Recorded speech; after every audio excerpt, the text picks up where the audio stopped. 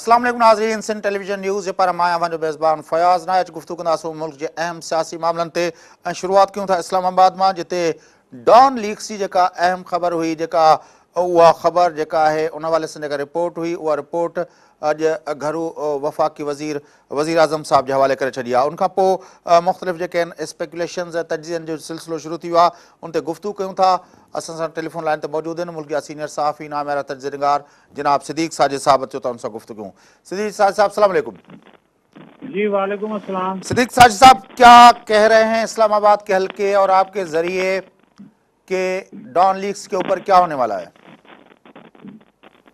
जी, कोई 5 माह के बाद ये जो डॉन लीक्स स्कैंडल की तहकीकाती रिपोर्ट है वो वज़ीर आज़म मियां नवाज शरीफ को आज पेश की गई है।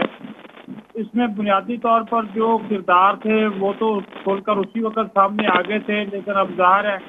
कमीशन जब बना उससे तहकीकात की है तो उसमें उन नामों के हवाले से जिनके ऊपर शकूक व शुबहात ज़ाहिर किए जा रहे थे वो चीज़ें भी अब जो है वो सामने आ गई हैं। और इसमें वज़ीर आज़म के जो मुआविन ख़ुसूसी हैं तारक फ़ातमी, खारजा अमूर के हवाले से उनके मुआविन ख़ुसूसी हैं। इसी तरह उनके प्रेस सेक्रेटरी हैं मोहिउद्दीन वानी और प्रिंसिपल इंफॉर्मेशन ऑफिसर हैं राव तहसीन। ये 3 नाम जो हैं वो उस रिपोर्ट में रिकमेंड किए गए हैं कि इनके खिलाफ कार्रवाई की जाए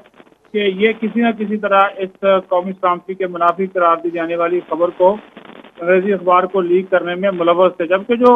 हैरत अंगेज बात है वो ये है कि जो साबिक़ वज़ीर इत्तलात थे परवेज़ रशीद, जो कि जिन्होंने रिज़ाइन कर दिया था अपनी वजारत से इस स्कैंडल के सामने आने के बाद, उनको इसमें बिल्कुल क्लीन चिट दी गई है और उनके ऊपर किसी किस्म का कोई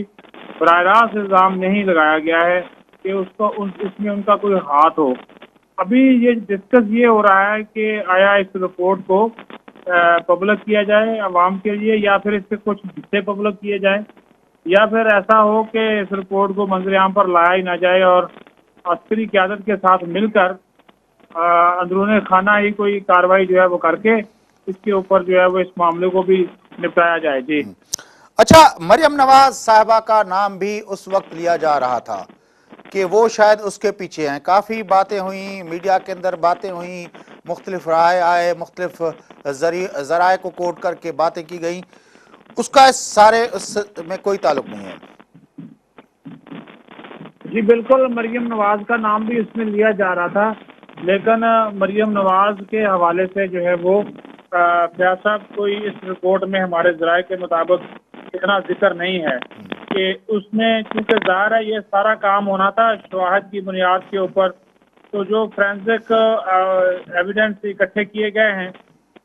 जो इसके अलावा ऑडियो वीडियो रिकॉर्ड्स हैं,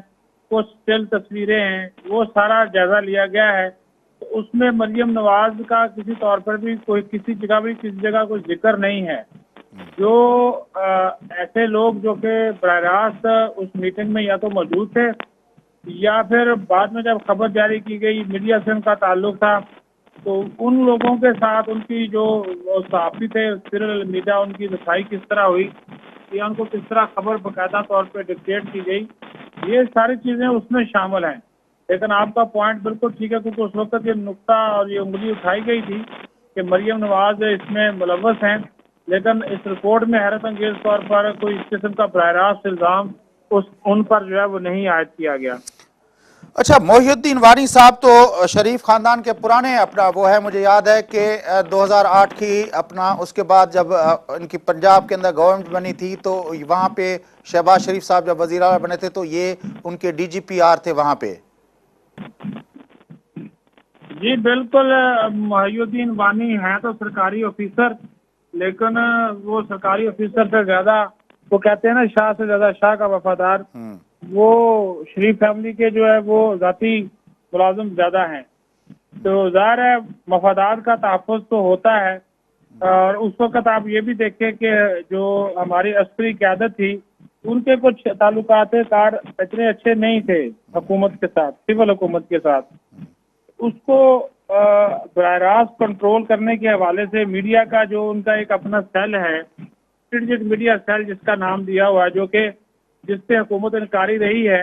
लेकिन हकीकत है कि वो आज भी कायम है, कायम दायम है और मरियम नवाज साहबा की सरबराही में वो चलता है। इवन कि आपको अगर किसी मुस्लिम लीग नून के लीडर का इंटरव्यू करना होता है तो उस स्ट्रेटेजिक सेल से इजाजत लेना पड़ती है, जिस तरह हमें MKM के दोस्तों से माजी में लेना पड़ती थी कि उनको लेकर आए। तो ये सारे ऐसे मामलात हैं कि कुछ इसमें जो हमारे नुमाइंदे थे ISI और MI के, उन नुमाइंदों ने भी अपनी जो दी है रिकमेंडेशन, उसमें उन्होंने बराह रास्त किसी के ऊपर कोई बात नहीं की, किसी का नाम लिए बगैर। लेकिन उन्होंने इस जो स्ट्रेटेजिक मीडिया सेल है जिसकी मैं बात कर रहा हूँ, इसके वजूद के ऊपर और इसके मैंडेट के ऊपर जो है वो काफी सवालात उठाए हैं। जी अच्छा, अस्करी क़यादत का इस रिपोर्ट के हवाले से क्या व्यू पॉइंट कोई आया है? कोई ज़राए अस्करी क़यादत के कुछ कहते हैं कि वो इस रिपोर्ट को किस तरह देखते हैं? क्या सर, अस्करी क़यादत की इस रिपोर्ट के ऊपर बाज़ाब्ता रद्द-ए-अमल अभी तक सामने नहीं आया। आज इम्कान ये ज़ाहिर किया जा रहा था कि आर्मी चीफ जो हैं वो मिलेंगे वज़ीर आज़म मियां नवाज शरीफ से, और उस मुलाकात में वज़ीर दाखिला चौधरी निसार भी मौजूद होंगे, और उसके बाद फिर फैसला किया जाएगा कि इस रिपोर्ट को मंजर-ए-आम पर लाया जाए या ना लाया जाए। लेकिन आज उनकी मुलाकात नहीं हो सकी। जैसे ही ये मुलाकात एक दो दिनों में होती है तो उसके बाद फिर ये अस्करी क़यादत का न सिर्फ इसके ऊपर मौक़िफ़ सामने आएगा, बल्कि इस रिपोर्ट को पब्लिक करने से मुतल्लिक भी सूरत हाल सामने आ जाएगी। अच्छा, ये थोड़ा सा मैं आपको बता दूं कि जो वज़ीर दाखिला हैं चौधरी निसार अली खान, वो ये चाहते हैं कि ये रिपोर्ट पब्लिक हो, और हुकूमत के लिए अगर मुश्किल है तो उन्होंने कहा कि कम अज कम फिर इसका जो ऑपरेटिव पार्ट है, यानी कि जिसमें रिकमेंडेशन दी गई हैं, सिफारिशात दी गई हैं, उसको लाजमी तौर पर जो है वो पब्लिक किया जाए, ताकि लोगों को पता चल सके कि कमीशन ने क्या काम किया है। लेकिन वज़ीर आज़म नवाज शरीफ जो है वो ये चाहते हैं कि इस रिपोर्ट को पहले डिस्कस कर लिया जाए अस्करी क़यादत के साथ, और उनसे डिस्कस करने के बाद फिर इसके हवाले से फैसला किया जाए कि इसको कितना और किस हद तक और कब जो है वो पब्लिक करना है या नहीं करना है। जी अच्छा, हुकूमत के पास क्या ऑप्शंस है? वो क्या ये जो 3 नाम सामने आए हैं उनकी अपनी रिपोर्ट है, हुकूमत की रिपोर्ट है, वजारत दाखिला की अपना रिपोर्ट है। उस रिपोर्ट के ऊपर हुकूमत के पास क्या ऑप्शंस हैं? वो क्या कर उन तीनों अशखास के खिलाफ वो किस हद तक जाना चाहते हैं? दो ही मैं कहूँगा, दो ही वजीर हैं इस हुकूमत में जो कि सही बाख्तियार और सीनियर हैं, जिनकी सुनी जाती है और जो अपनी वजारत में आज़ाद हैं। एक वजीर दाखिला और एक वजीर खजाना इसहाक डार। वजीर दाखिला अपनी असूल पसंदी की वजह से, और इसहाक डार जो है वो वजीर आज़म से अपनी कुर्बत की वजह से, रिश्तेदारी की वजह से। तो वो अभी वजीर दाखिला ने तो जो रिकमेंडेशन दी हैं, वो उन्होंने वजीर आज़म से ये कहा है कि इन रिकमेंडेशन के ऊपर अमल दरामद भी होना चाहिए। यानी कि उन्होंने रिकमेंड किया है हमारे ज़राए के मुताबिक कि जो महिउद्दीन वानी हैं, जो कि वज़ीर आज़म के प्रेस सेक्रेटरी के फ़राइज़ अंजाम दे रहे हैं, वैसे उनका ओहदा जो है वो जॉइंट सेक्रेटरी के बराबर है, आजकल कोर्स भी कर रहे हैं, तो उनके खिलाफ महकमाना कार्रवाई की जाए। राव तहसीन जो कि PIO हैं, उनके खिलाफ कार्रवाई की जाए, महकमाना कार्रवाई की जाए। लेकिन राव तहसीन इसमें बराह रास्त मुलव्वस करार नहीं दिए गए हैं। वो एक सहूलतकार जो होते हैं, ज़ाहिर है वो एक सरकारी ऑफिसर थे, उनके सीनियर्स ने या वजीर ने या सेक्रेटरी ने जो भी उनको जिम्मेदारी दी, उसके ऊपर उन्होंने अपना काम किया।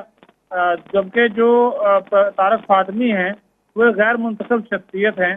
लेकिन मुआविन ख़ुसूसी उनको वज़ीर आज़म ने खुद मुकर्रर किया हुआ है। तो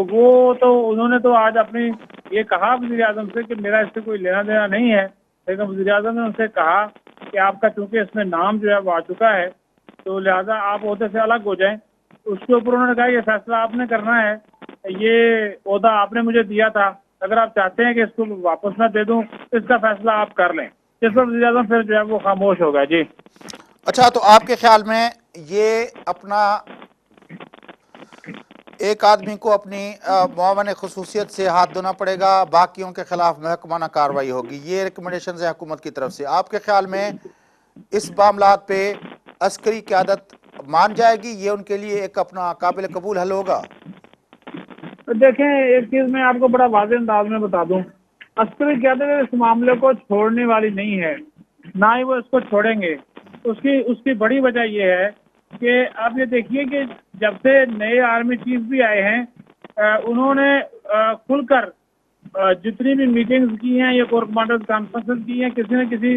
उनकी जो प्रेस रिलीज होती थी उस समय ये जिक्र डाउन लीज का लाजमी होता था, क्योंकि बतौर इदारा इसमें फौज को टारगेट किया गया था तो वो इसका रिस्पॉन्स देते थे। अब इसके ऊपर मुतमिन होना या ना होना वो एक अलग बात है उनका, क्योंकि अभी जब इसकी सिफारिशात सामने आएंगी तो उसमें वाज़ेह तौर पर पता चल सकेगा कि जो हमारे अस्करी इदारे थे ISI और MI, इनके 2 नुमाइंदे इसमें शामिल थे 5 रुकनी कमेटी में। इन 2 का मौक़िफ़ क्या है, क्योंकि ये सुनने में आया है कि इन दोनों ने इख्तलाफी नोट दिया है, इख्तलाफी नोट इन दोनों ने दिया है और ये चाहते थे कि कुछ और शख्सियात को भी इंटरव्यू किया जाए। तो उनमें कुछ पंजाब की शख्सियात भी हैं तो जिनके इंटरव्यूज भी लिए गए हैं, उनका मौक़िफ़ भी सुना गया है। तो अभी जो मुतमिन होने वाली बात है वो तब होगी जब इसके ऊपर फौज का बाज़ाब्ता रद्द-ए-अमल है वो फैसला सामने आएगा। बड़ी मेहरबानी सिद्दीक साजिद साहब, आपने हमसे बात की। नाज़रीन, इस्लामाबाद में सीनियर सहाफ़ी नामियारा तर्जनिगार सिद्दीक साजिद साहब सां गॾु गुफ्तगू आमदी। डॉन लीक्स जेका आहे उनकी रिपोर्ट वज़ीर आज़म साहब वटि अची वई आहे। बहस इहो पियो थिए त उन रिपोर्ट के पब्लिक कयो वञे या न। उन हवाले सां असांजी अस्करी क़यादत फ़ौजी क़यादत कहिड़ो रद्द-ए-अमल ईंदी, इहो ख़ुदि अञा ताईं सवाल जेको आहे उहो सवाल जी शक्ल में ई आहे, छाकाणि त अॼु प्राइम मिनिस्टर साहब के आर्मी चीफ प्राइम मिनिस्टर साहब के मुलाक़ात करणी हुई, जंहिंमें शायदि इहो मामिलो डिस्कस थिया, पर उहा मुलाक़ात कान थी आहे। इहो इस्लामाबाद में अपडेट कयो पिए सिद्दीक साजिद साहब। वठूं था वक़्फ़ो, वापसि अची कराची जे मंज़रनामे ते गुफ़्तगू कंदासूं, जिते रेंजर्स अहलकारनि कार्रवाई कंदे दहशतगर्दनि सां उन्हनि जेका पंहिंजो थी आहे उनमें दहशतगर्द मारिजी विया आहिनि। उर्दू बाज़ार वारे इलाइक़े में थियो आहे। उनखां अलावा जेको आहे ॿ ॾींहं पहिरें 3 ॾींहं जेको आहे अज़ीज़ाबाद वारे इलाइक़े मां हथियारनि जी हिकिड़ी ॿी खेप हथाई आहे। इन सॼे पस मंज़र में सियासी जेका आहे पंहिंजो जेका सरगर्मी आहे उहा मुतहदा क़ौमी मूवमेंट पाकिस्तान तोड़े PSP जेके आहिनि उहे बि जारी रखी पिया अचनि। उन सॼे मंज़रनामे जो तफ़सील सां जाइज़ो वठण जी कोशिशि कंदासूं। वठूं था हिकिड़ो वक़्फ़ो, वापसि अची कराची ते गुफ़्तगू कयूं था।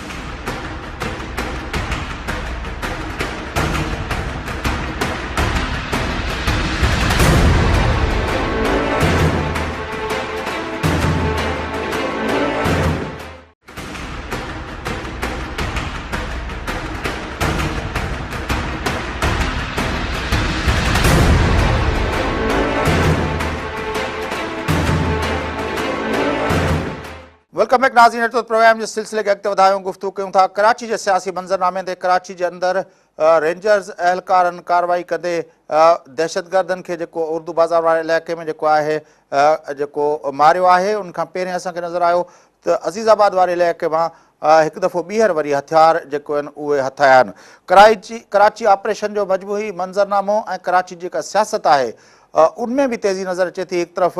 मुतहदा क़ौमी मूवमेंट पाकिस्तान जेका आहे उहा बि पंहिंजी ताक़त जो मुज़ाहिरो कयो त मुस्तफ़ा कमाल साहब बि जेको आहे पंहिंजे तयारियुनि में आहे। इन सॼे मंज़रनामे ते कराची जी सूरत हाल ते गुफ़्तगू कंदासूं। असांखे टेलीफोन लाइन ते जॉइन कयो आहे मुल्क जे नामियारे तर्जनिगार सीनियर सहाफ़ी जनाब रियाज़ सुहेल साहब। रियाज़ सुहेल साहब, अस्सलाम वालेकुम। जी वालेकुम सलाम। रियाज़ साहब, कीअं था ॾिसो कराची जे अंदरि ही जेको ताज़ो इंसिडेंट थियो आहे रेंजर्स अहलकारनि जी जेका आहे पंहिंजो क्लेश थियो आहे हिन सां दहशतगर्दनि सां, ऐं उनमें रेंजर्स अहलकार बि ज़ख़्मी थिया आहिनि जॾहिं त दहशतगर्द भी मारिया विया आहिनि। ॾिसो, अजीब इतफ़ाक़ आहे त हिकिड़ो ॾींहुं अॻु में वफ़ाक़ी हुकूमत रेंजर्स खे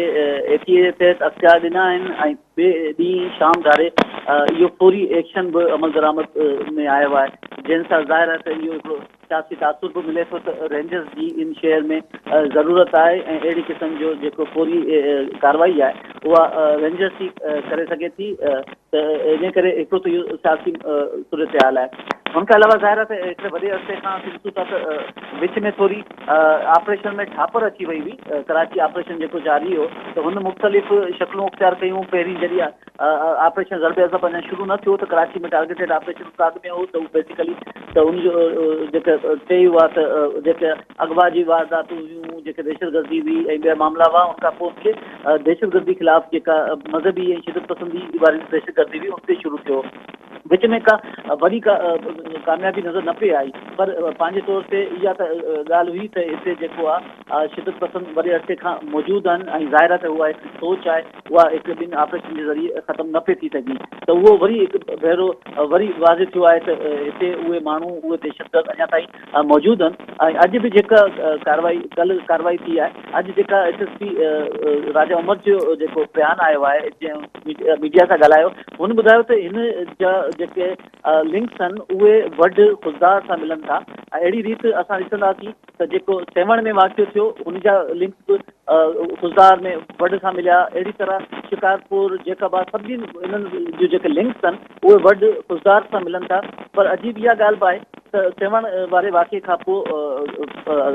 AIG सनाउल्लाह अब्बासी ऐं ॿिया जेके आहिनि बलूचिस्तान हुकूमत सां राब्ते में रहिया वञी मुलाक़ातूं कयूं पर अञा ताईं वड जेको बुनियादु आहे जितां खां इहो मर्कज़ हले पियो हुन ख़िलाफ़ का वाज़े कार्रवाई न थी त उहो ज़ाहिर यकीनन उहो कानून लागू कंदड़ इदारनि ॾाढो बि सुवालु आहे उहो सिंध जी हुकूमत ॾाढो बि सुवालु आहे त पुलिस ॾाढो बि हिकिड़ो सुवालु आहे छो त मुसलसल हुतां खां ई इहे क़िस्म जी जेके आहिनि वाक़ियात थी रहिया आहिनि पर ही जेके नाला ॿुधाया पिया वञनि हिकिड़ो आफ़रीदी आहे ॿियो जेको आहे पंहिंजो हू उन सां गॾु हिकिड़ी औरत जेको आहे हफ़ीज़ुल्लाह कोयटा मतिलबु हू आम तरह ते वड सां जेको पेशावर पंहिंजो जेको तव्हां ॿुधायो पिए सेवण वारो वाक़ियो उनमें त विरोही जेके आहिनि पंहिंजो उन सां कबीले सां तालुक़ु रखंदड़ माण्हुनि जो तालुक़ु ॿुधायो पियो वियो हीउ जेको आहे ईअं लॻे थो त पश्तून जेका आहिनि पंहिंजो उन सां आहिनि नेशनलिटी जा माण्हू आहिनि बिल्कुलु इहा ॻाल्हि सही आहे मगर जेको तालुक़ु ॿुधायो वियो आहे उहो असल में नज़रियाती बुनियाद ते आहे क़ौमियत जी बुनियाद ते न आहे अहिड़ी रीति असां ॾिसूं था त जेके सफूरा वाक़े खां पोइ मुलज़िम गिरफ़्तार थिया हुआ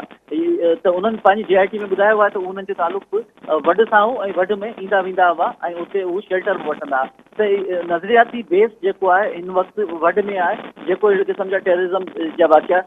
थी रहिया आहिनि हिन खां अॻु में असां ॾिठो पिए त घणो करे वज़ीरस्तान वाना ऐं सवात वारे पासे खां दहशतगर्दी जा वाक़िया हितां खां हिते कंदा हुआ ऐं गिरफ़्तारियूं अमल में आंदियूं वेंदियूं पर हींअर असां ॾिसूं था त आमतौर ते बलूचिस्तान वारो जेको इलाइक़ो आहे उन मां जॾहिं ऑपरेशन थियो आहे ख़ैबर पख्तूनख्वा जे हिननि क़बाइली इलाइक़नि में त उहो शिफ्ट ओवर थियो आहे हेॾा बलूचिस्तान वारे इलाइक़े में हाणे ऑपरेट जो बलूचिस्तान मां हिन पासे बि थिए पियो त इन करे इहो यकीनन हाणे हिन पासे बि ऑपरेशन जी ज़रूरत पवंदी अच्छा तव्हांखे लॻे थो कलभूषण वारो जेको पंहिंजी जेका गिरफ़्तारी हुई ऐं उन जो इहो एतिराफ़ी बयानु त हुन इन इलाइक़े जे अंदरि सरगर्मियूं पिया कयूं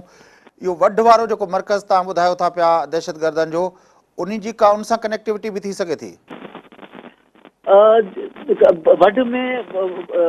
ॾाढियूं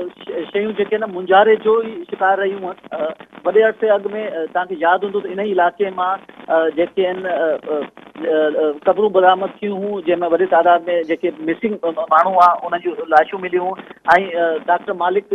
जेको आहे जॾहिं CM हो त हुन इहो चयो हो त कुझु नॉन स्टेट एक्टर आहिनि उन्हनि खे जेको आहे डीएक्टिव करणो पवंदो उहे उन्हनि जी हुकूमत लाइ मसइला पैदा करे रहिया आहिनि त अहिड़ी रीति उहे जेके नॉन स्टेट एक्टर हुआ उहे वरी शिदत पसंदी में बि इन्वॉल्व रहिया आहिनि जेको रिकॉर्ड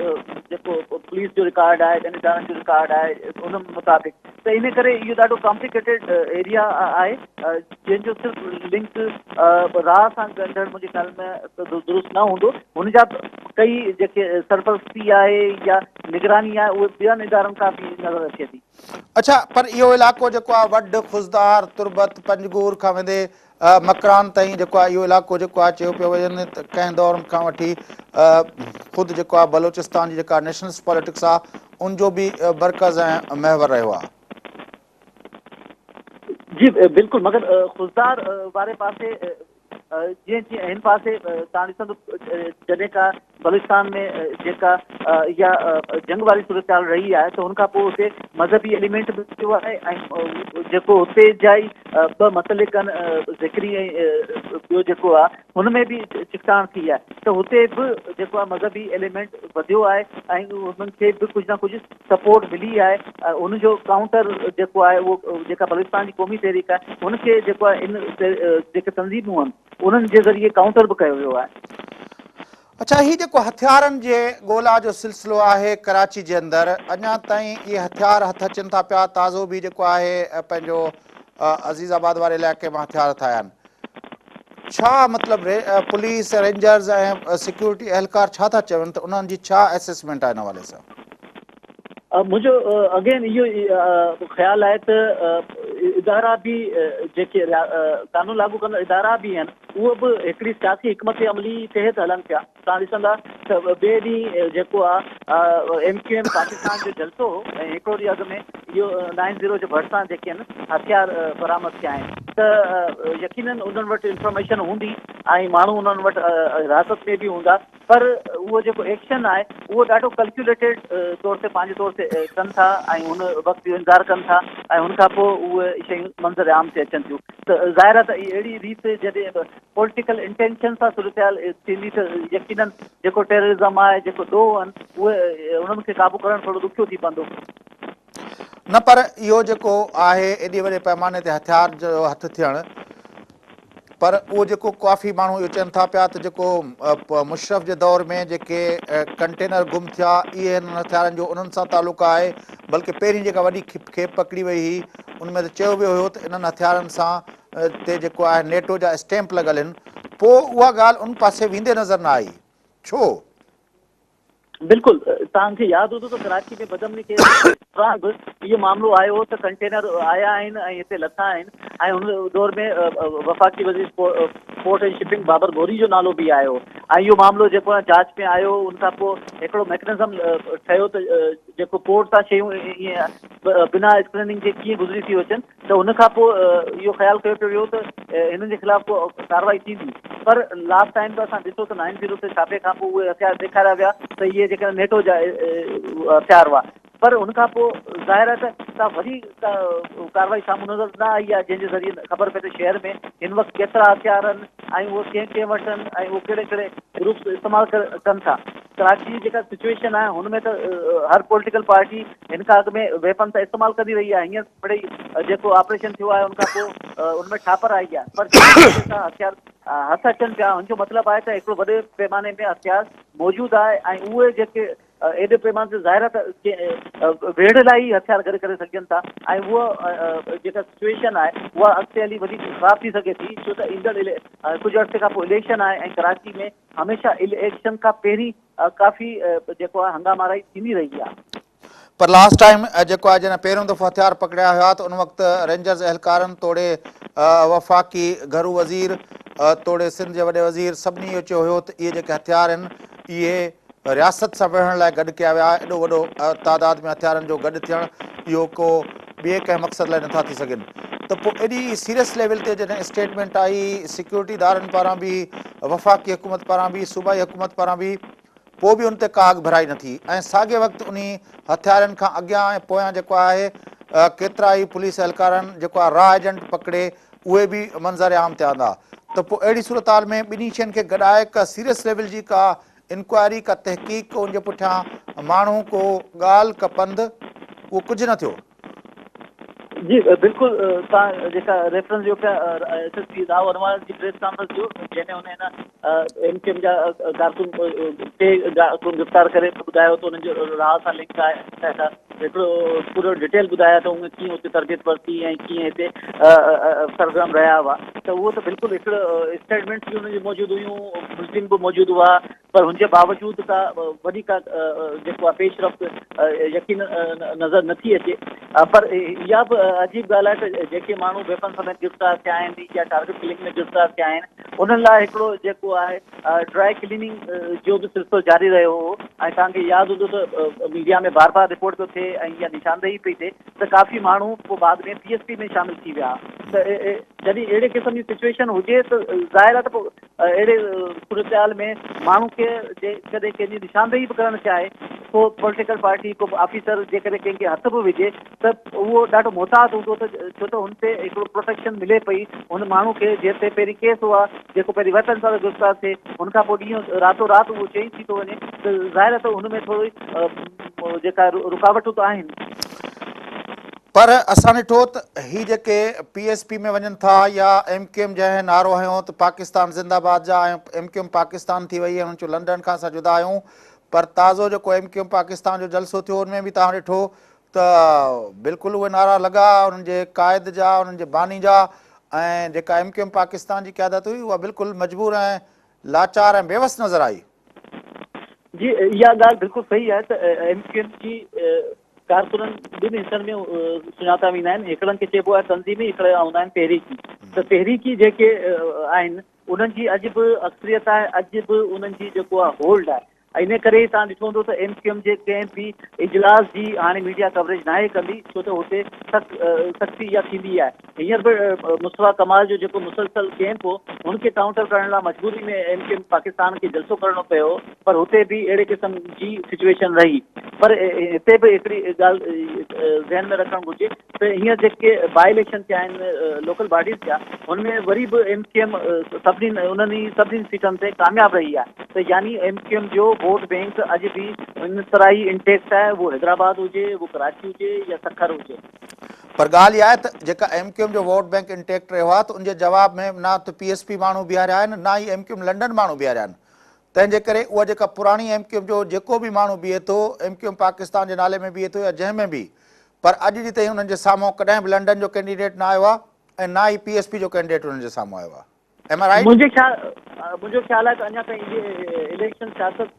में उन्हनि अञा ताईं अहिड़ो इख़्तिलाफ़ ॾेखारण जी कोशिशि न कई आहे त लंडन ऐं पाकिस्तान जो। बाक़ी PSP ज़रूरु इहा ॻाल्हि आहे त हुननि जेको आहे पंहिंजो कैंडिडेट जेके न बीहारिया ऐं हुननि जी नज़र जेका आहे आम इलेक्शन ते आहे, त उन्हनि खे उमेदु आहे त जहिड़ी रीति तहरीक इंसाफ़ खे जेको आहे ख़ामोश वोट मिलियो, अहिड़ी तरह उन्हनि खे उहो ख़ामोश वोट मिलंदो। ऐं कुझु उन्हनि खे पब्लिक सपोर्ट बि जेका आहे जेको तंज़ीमी तौर ते उन्हनि ऑर्गेनाइज़ेशन ठाही आहे, त उन्हनि जो बि वोट बैंक मिलंदो। इन करे उन्हनि खे उमेदु आहे त हर सूबाई सीट ते कोई 30 खां 40,000 वोट उन्हनि खे मिलंदा ऐं क़ौमी असेंबली ते 50 खां 60,000 वोट खणण में कामयाबु थींदा। पर हीअ जेको अरेंजमेंट आहे अल्ताफ़ हुसैन जी जाइ ते पंहिंजो फारूक सत्तार ऐं वसीम अख्तर ऐं मुस्तफ़ा कमाल खे लीडर तौरु ऑपरेट कराइण जो, ऐं उन मंज़रनामे मां इशरतुल इबाद खे बि गुम करायो वियो ताकी हीअ टई जेके आहिनि हुनजे साम्हूं नंढड़ा नज़र न अचनि। तव्हांजे ख़्याल में हीअ अरेंजमेंट वाक़ई रिप्लेसमेंट जे तौर ते ऑपरेट थी सघे थो? मुंहिंजो ख़्यालु आहे त उर्दू इंटेलिजेंसिया, उर्दू दानिश्वर, राइटर, सहाफ़ी, सियासतदान, शागिर्द हाणे इहो रियलाइज़ करणु कयो आहे त अल्ताफ़ माइनस मामिलो बि हली सघे थो ऐं इन करे ई जेको आहे उन्हनि पंहिंजो पॉलिटिकल शेयर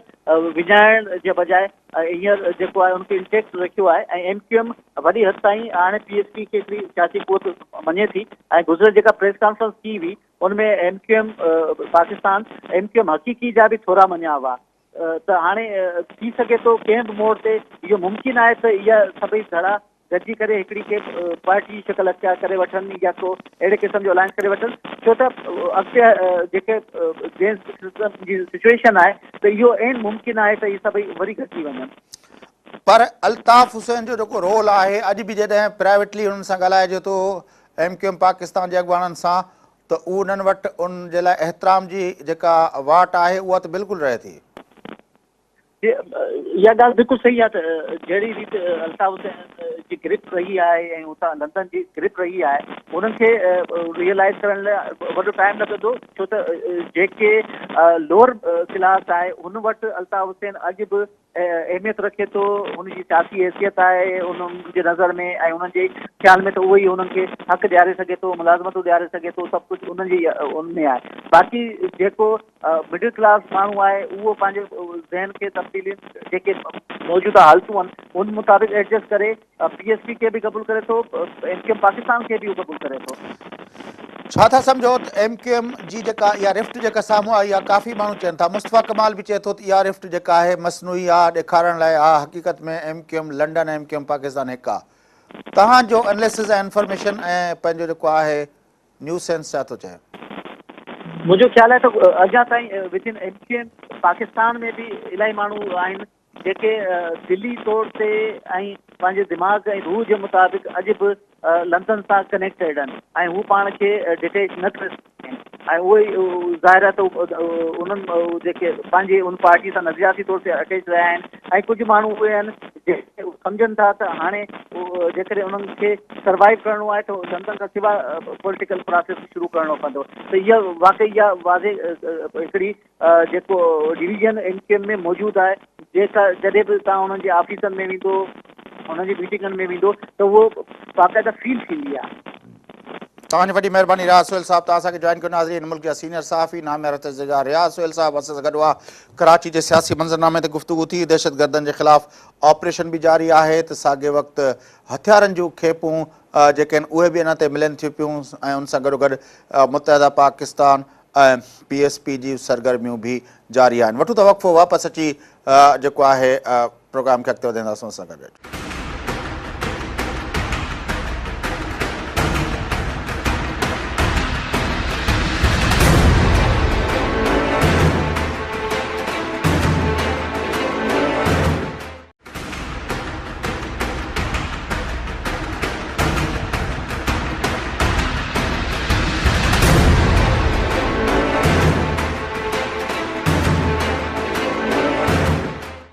वेलकम बैक नाज़रीन, टुथ प्रोग्राम जे सिलसिले खे अॻिते वधायूं। इस्लामाबाद ऐं कराची खां पोइ हलूं था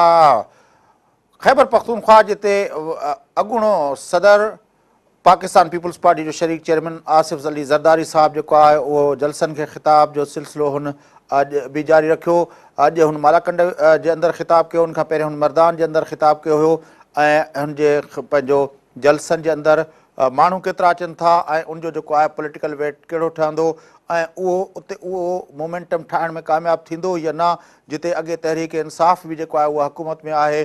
कुझु इलाइक़नि जे अंदरि ख़ैबर पख्तूनख्वा जे कुझु इलाइक़नि जे अंदरि मौलाना फज़लुर रहमान ऐं जमात इस्लामी जो बि चङो ख़ासि असर रसूख़ आहे। जॾहिं त उन सां गॾोगॾु अॻूणी हुकूमत कंदड़ जेका ज़रदारी साहिब जी कोalition पार्टनर ANP जो बि असर रसूख़ आहे ऐं साॻे वक़्तु जेके नंढियूं पार्टियूं आहिनि जंहिंमें ख़ासि तरह आफ्ताब शेरपाव जी पार्टी ऐं उनखां अलावा जेको आहे जेको PMLN जो बि हुते वोट बैंक आहे। उन सॼे उन में आसिफ अली ज़रदारी साहब पाकिस्तान पीपल्स पार्टी जो पुराणो वोट बैंक कीअं रिवाइव कंदो, इहो हिकिड़ो बुनियादी सुवालु आहे।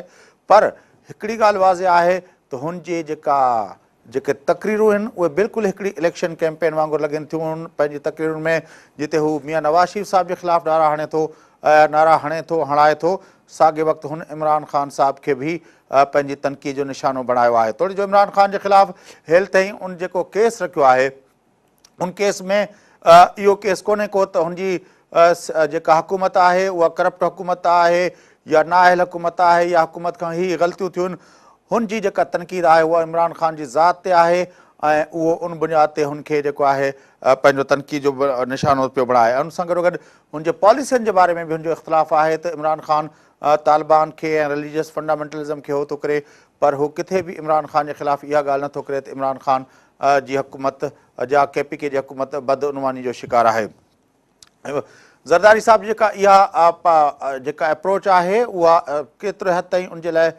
जेको आहे फ़ाइदेमंद थी सघे थी, छाकाणि त इहो जेको नैरेटिव आहे ज़रदारी साहब जो, इहो नैरेटिव साॻियो खणी हुनखे पंजाब जे अंदरि बि जलसा करणा आहिनि ऐं उते बि यकीनी तौर ते हुनजो जेको टारगेट हूंदो उहो टारगेट जेको हूंदो उहो इमरान ख़ान ऐं मियां नवाज़ शरीफ़ साहब हूंदा, यानी PMLN ऐं PTI हूंदा। पर ज़रदारी साहब पंहिंजी हिन सॼी गुफ़्तगू जे अंदरि जेका हू करे थो पियो, उन गुफ़्तगू जे अंदरि किथे बि हू अवामी नेशनल पार्टी खे तनक़ीद जो निशानो कोन थो बणाए, न ई वरी मौलाना फज़लुर रहमान या जमात इस्लामी खे तनक़ीद जो निशानो थो बणाए, छाकाणि त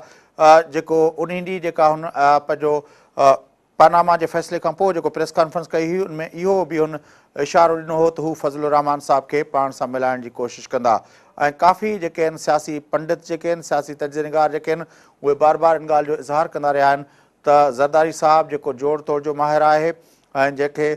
जेको आहे उहो जेका नेक्स्ट इलेक्शन खां पहिरें उहो हिकिड़ो ग्रेटर अलायंस ठाहिणु चाहे थो। उन अलायंस में शायदि हू इमरान ख़ान खे बि हिकिड़े तरफ़ बीहारे, पर उन सां गॾोगॾु हू फज़लुर रहमान साहब खे ऐं थी सघे थो त सिंध मां मुतहदा क़ौम मूवमेंट खे ऐं उनखां अलावा जेको आहे ताहिर क़ादरी ऐं काफ लीग जे चौधरी शुजात ऐं चौधरी परवेज़ इलाही वारनि खे पाण सां मिलाए ऐं उनखां पोइ जेके नंढियूं नंढियूं मज़हबी जमातूं आहिनि जंहिंमें मुतहदा वहदतुल मुस्लिमीन ऐं सुन्नी इत्तेहाद काउंसिल वग़ैरह आहिनि, उन्हनि खे पाण सां मिलाए त जीअं हू हिकिड़ो वोट बैंक जेको आहे नंढड़ा नंढड़ा जेके वोट जा पॉकेट्स आहिनि उहो जेको आहे पाण सां मिलाए सघे। पर आम तौर ते इहो ॾिठो वेंदो आहे त इहे तरह जा इतिहाद जेके हुजनि था उहे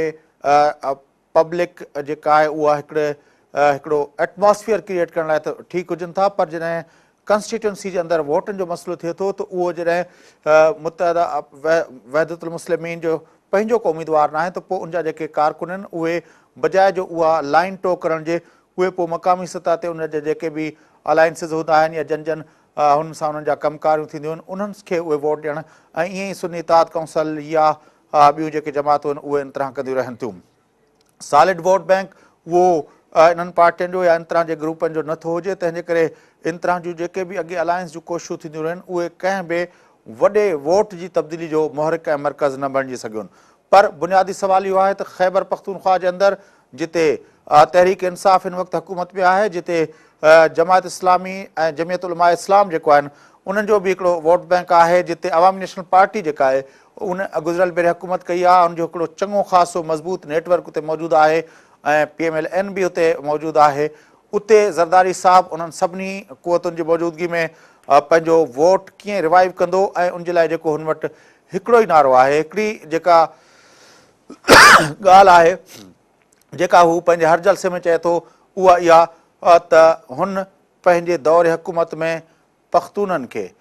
शनाख़्त ॾिनी, यानी ख़ैबर पख्तूनख्वा जो नालो जेको अॻे नॉर्थ वेस्ट फ्रंटियर प्रोविंस हुयो उनखे तब्दील करे हुन ख़ैबर पख्तूनख्वा रखी पश्तूननि खे जेका आहे उहा पंहिंजी शनाख़्त ॾिनी। इहो हिकिड़ो अहिड़ो बुनियादु आहे, इहो हिकिड़ो वाहिद उहो किस्सो आहे या वाहिद उहो जेको कंट्रीब्यूशन आहे जेको ज़रदारी साहब उते गणाए थो। पर हुनजी हुकूमत में ख़ैबर पख्तूनख्वा जे अंदरि ॿियो छा थियो, हुनजी का वफ़ाक़ी हुकूमत ख़ैबर पख्तूनख्वा जे अंदरि के वॾा तरक़ियाती कम कया हुजनि, इन तरह जी का बि शइ ज़रदारी साहब हेल ताईं पेश न करे सघियो आहे। थी सघे थो त ईंदड़ ॾींहंनि में उनजा स्पीच राइटर या उनजा सलाहकार जेको आहे उन हवाले सां उन वक़्त जे जेका 5 सालनि जेका हुकूमत हुई उनजा जेके ॿिया इनिशिएटिव बि ज़रदारी साहब खे ॿुधाए सघनि जेके उहो ख़ैबर पख्तूनख्वा में गणाए सघे, पर हेल ताईं उन हवाले सां का ॻाल्हि न थी सघी आहे। ॿियो जेको हिकिड़ो बुनियादी मसइलो आहे उहो जेको आहे उहो अञा ताईं ज़रदारी साहब उन मसइले खे खुली करे उनखे बयानु नथो करे, जेको बेनज़ीर भुट्टो साहिबु आहे जेको जंहिं नमूने सां उनखे चैलेंज कयो तोड़े जो अॼोके जलसे में हुन उनजो कुझु न कुझु ज़िक्र कयो, उहो हुयो सवाद ते झंडो लहराइण वारी ॻाल्हि हुई जेका बेनज़ीर भुट्टो साहिबा कई हुई। पर ज़रदारी साहब उन सॼे मामले खे नज़रियाती तरह ते नथो खणे जीअं बेनज़ीर भुट्टो साहिबा खणंदी हुई त फंडामेंटलिज़म ऐं दहशतगर्दी जो ख़ात्मो ऐं उनजे ख़ात्मे जे लाइ जेका क्लियर पॉलिसी आहे उहा न तहरीक इंसाफ़ वटि आहे, न नून लीग वटि आहे, न ई जमात इस्लामी वटि आहे, न त जमियत उलमा इस्लाम वटि आहे। इहा जेका क्लियर लाइन आहे ज़रदारी साहब ख़ैबर पख्तूनख्वा जे अंदरि अञा ताईं कोन थो वठे। ईंदड़ पंहिंजो जलसनि में या ईंदड़ ॾींहंनि में हू इन तरह जी तमामु क्लियर पोज़ीशन वठी सघंदो या न, या ख़ौफ़ जे उन में रही करे या पंहिंजे इतिहादी जमियत उलमा इस्लाम वग़ैरह सां इतिहाद करण जे चकर में उहो उन पंहिंजी लाइन खे जेको आहे ओॾो क्लियर न कंदो, मुंझल रखंदो ऐं यकीनी तौर ते जेकॾहिं उहा लाइन ज़रदारी साहब वाज़े चिटी नथो करे त पोइ शायदि popular vote bank popular sentiment खे जेको रिवायती तरह ते प्रोग्रेसिव लिबरल जेको सेंटीमेंट KPK जे अंदरि एग्ज़िस्ट करे थो उनखे पाण ॾांहुं अट्रैक्ट न करे सघंदो। नाज़रीन, इन सां गॾु प्रोग्राम जो वक़्तु पूरो थिए थो। पंहिंजे मेज़बान फयाज़ नशकीन इजाज़त सदाईं गॾु।